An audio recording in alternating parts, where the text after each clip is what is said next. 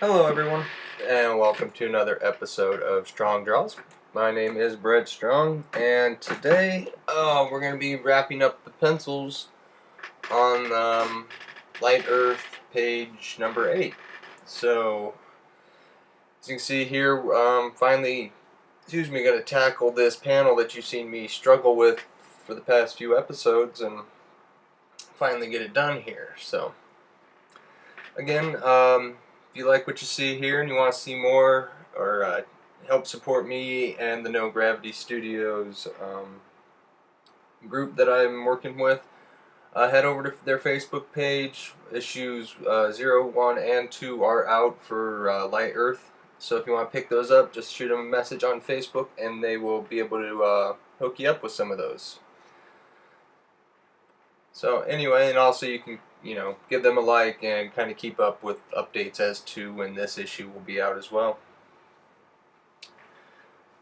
So it's 1 in the morning here right now, finishing up my work day as far as drawing goes. About to hit the hay, so to speak, and so I can get up in the morning and start all over again. But I thought real quick I'd get this recorded so it'd be ready to go out here in the next couple days probably before I'll be able to get it uploaded. So again, this panel was probably the most challenging. Like I said, if you've watched the other 2 episodes of how to take a comic book page from layouts to final inks, you'll see I tried to do this panel 2 or 3 times at least, just trying to get it right, and wasn't having a whole lot of luck. After working on it,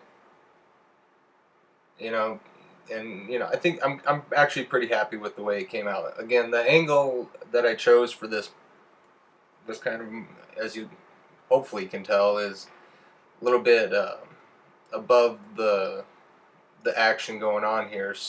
So it's a difficult angle, at least for me. Something that I don't get as much practice on as I'd like, and sometimes that's a good thing, to push yourself or challenge yourself to try something you're not entirely comfortable with and try to figure out how to make it work. So, and you're not always successful, or at least not as successful as you may want to be sometimes, like with this one. Again, I'm overall happy with the way it turned out. Sure, there's always room for improvement. So, but again, I'm pretty proud of the way this turned out. And hopefully you guys will like it out there too. So anyway, just hacking away at it here. Sometimes, with these difficult panels, I mean, I don't know how some other artists work. Maybe they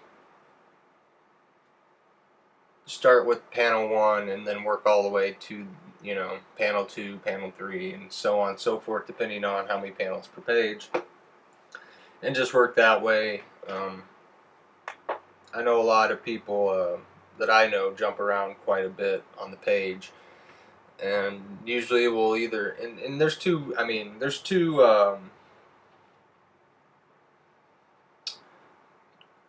ways of going about this, or ways of thinking about how to do the difficult stuff, because every page is a little bit different. Some of it's a little easier, some of it's a little harder. And with the discussions I've had with certain people, some like to do the harder panels right up front so they can devote all that energy to it, to, I guess, with the thinking is to get it as good as possible because you have the most energy and the most concentration available at the beginning of your workday. And so just get it out of the way and get it done. I tend to actually work the opposite. I save it for last, just because it gives me more time to maybe process it and have a plan of attack of how I'm going to do it. That's just me, though. Again, I tried this panel 2 or 3 times ahead of this, and it just wasn't working. So even maybe, I guess, just the thought process of getting to the point where you know you have to do it and really have no other choice. Like, you don't have the temptation of going and working on the easier panels.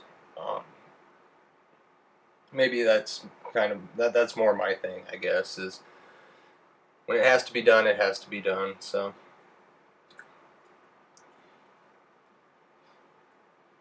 this angle of the head too, which again, since I don't get to draw, I don't draw this angle all that much. You know, I think that's the kind of the coolest angle you can draw the human head from, where the nose is jutting out over the mouth, and you can't really see much of the eyes because they're covered by the brow. For some reason, that angle always has appealed to me personally. I don't know why, but just always looks a lot cooler to me for some reason. So I always get a little excited whenever I lay out a page and know I get to draw that angle, at least of the head. Like, again, the head's real easy. I can draw the head about any angle I want, but sometimes it's attaching it to the body and keeping the body within that same perspective as the head that kind of deters me from doing it more, I guess, sometimes.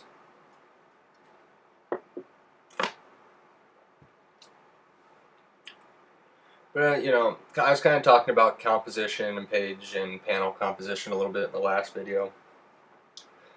To kind of expand on that, whenever you're laying out a page, you always want to try and choose different camera angles to not only suit what's going to best show what you're trying, or show as much information in that panel as you need to see, but also just so it's not boring. Again, more page layouts and dynamics, basically. Because if you move the camera around, go above it, or above the action, below the action, far away, up close. If you move the camera around, so to speak, you tend to keep the attention of the reader a little bit more, and it doesn't get quite so boring to look at. Because you could draw a lot of really cool action, but if it's all straight on mid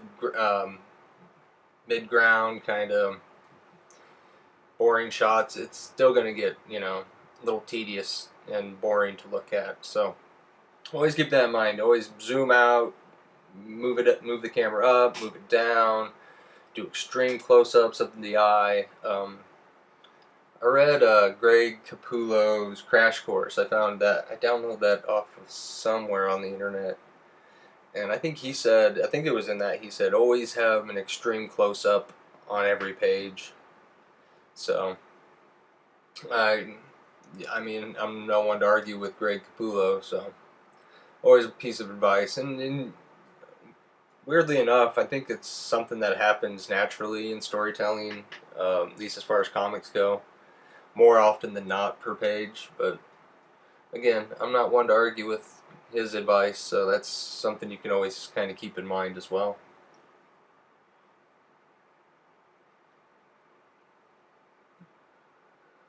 Getting practice drawing this battle axe. I mentioned the last one, I don't really do too well with it sometimes, and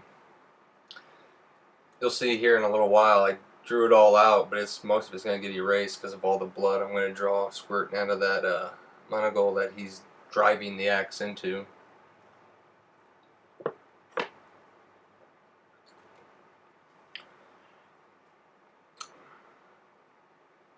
Got this guy getting stabbed through the chest, lifted through the air, and cape draping around him, so that made it a little bit quicker on this panel because I didn't have to really focus too much on the structure underneath the cape. Just had to drag those lines around to make sure it looks like there's a form of some sort underneath there.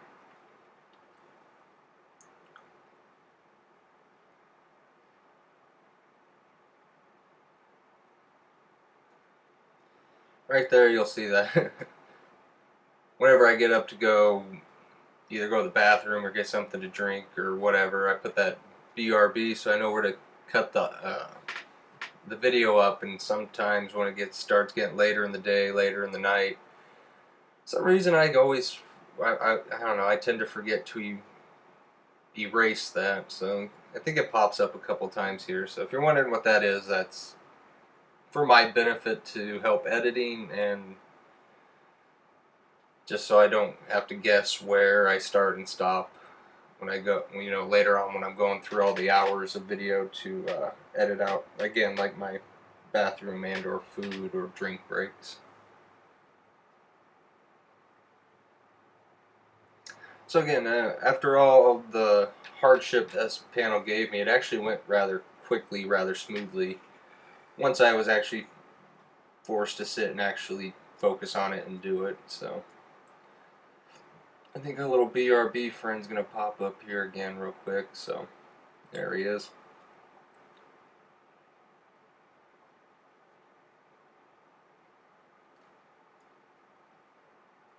And drawing guys laying on the ground as well, or any, guys, girls, any figure laying on the ground. Something, again, I don't get to do too often, so again, especially at this angle, it's just always a little more difficult, so.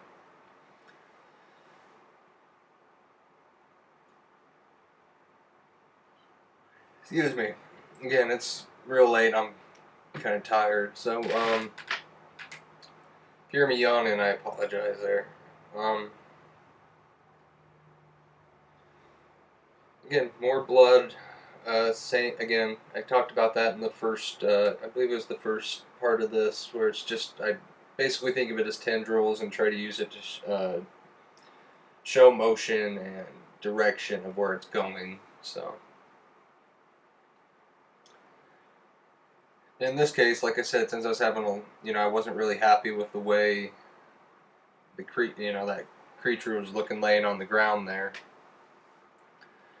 Used a lot of the blood. I put a lot of blood in there. It tends to hide some of the flaws in the drawing. So